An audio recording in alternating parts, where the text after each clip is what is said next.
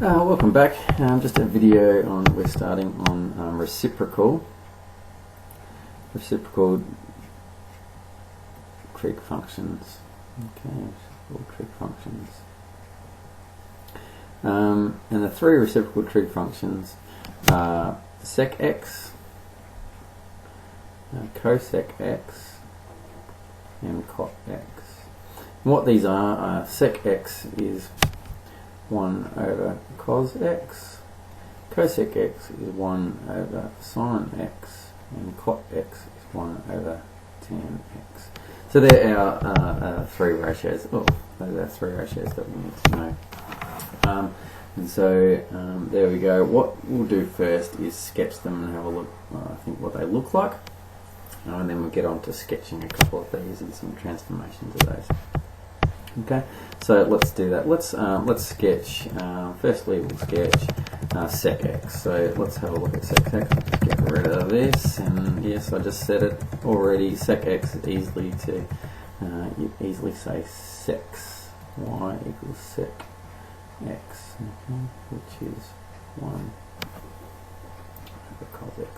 Now, firstly, let's just think about what cos x looks like. And to remind yourself about what these things look like, just always sketch the graph of cos x. So down here we'll do, we'll do pi there, and 2 pi there, and do negative pi, negative 2 pi, and we'll have 1 there, and negative 1 there. Okay, so what does cos x look like? And then you can figure out what 1 over that looks like. So cos x, remember, starts at 1 up here. It drops down, pi on 2, not very good and clear, but it goes up to there, and to 2 pi, and then keeps going, etc., etc. Over this side, comes down. Sorry, it's a bit hard to draw on the computer. Oops, that is really bad, but you get the idea of something like that. Okay, and so think about if you divide each of these y values, 1 divided by these values, think what you get. What you get every time it crosses the x-axis, you get asymptotes on these lines here. Okay, every time it crosses over the x-axis, you get asymptotes, and this is what will happen. And apart from that, what will happen? Well, what happens is, and I explain this more in class, but it comes down to here and then goes back up like that. Down here, it comes up the asymptote, turns around and goes back down at the point 1 there, because 1 divided by 1 is just 1, so it looks like that. Sorry, bad drawing, but again, on the computer it's just really hard, so please forgive me. So it looks something like that. So in red is your graph of y equals sec x, and it's just really important to note what the asymptotes are. Okay, so it has asymptotes at, where does it have it? Well, it has it at pi on 2, 3 pi on 2, etc., etc. Or a better way to write that would be at pi on 2 plus, how far apart are they? Well, they're every pi, so plus k pi. And we have asymptotes that far apart. And pretty much, if you know your asymptotes of these reciprocal trig functions, that's all you really need to know to be able to sketch them. So that's the most important thing. In class, I think I talked about minimums and maximums, which is also helpful, but this is the main deal. Okay, so now let's have a look at y equals cosec x. I'm just going to close this and then open it up again, just so I've got a nice new one. There we go. Okay, so let's have a look at cosec x. Okay, y equals cosec x. So this is, remember, that is 1 over sin x.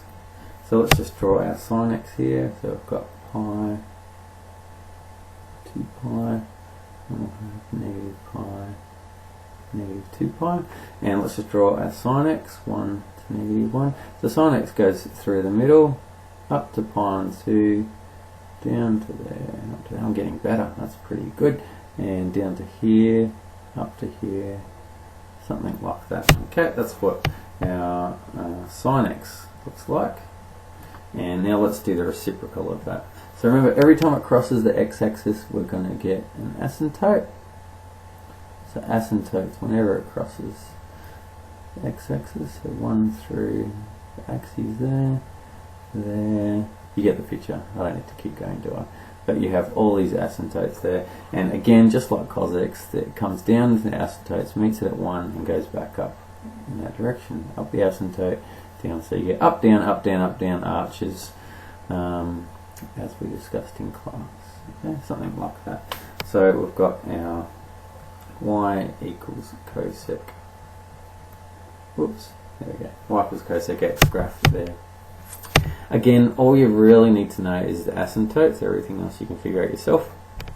Asymptotes occur at, well, let's have a look at it. We've got 0, pi, 2 pi, etc. Or a better way to write it is just k pi, where k is an integer. I didn't write k as an integer before, but k pi. It's just all your pi. 0 pi, 1 pi, 2 pi, 3 pi, etc.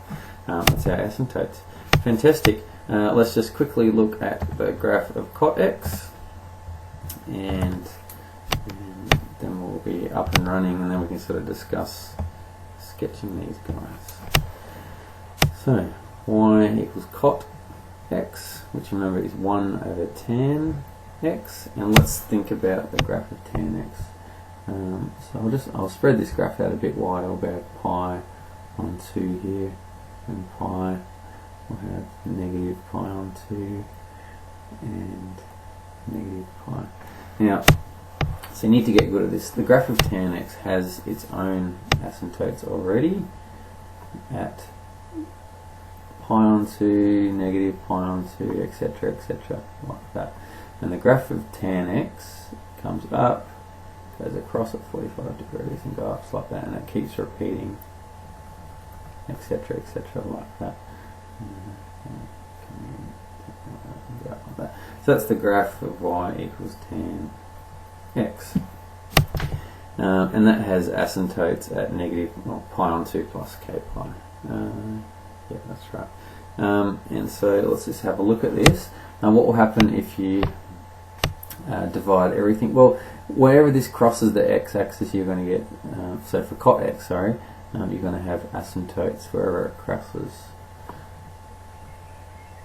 the x-axis. Okay, so this is for cot x in red.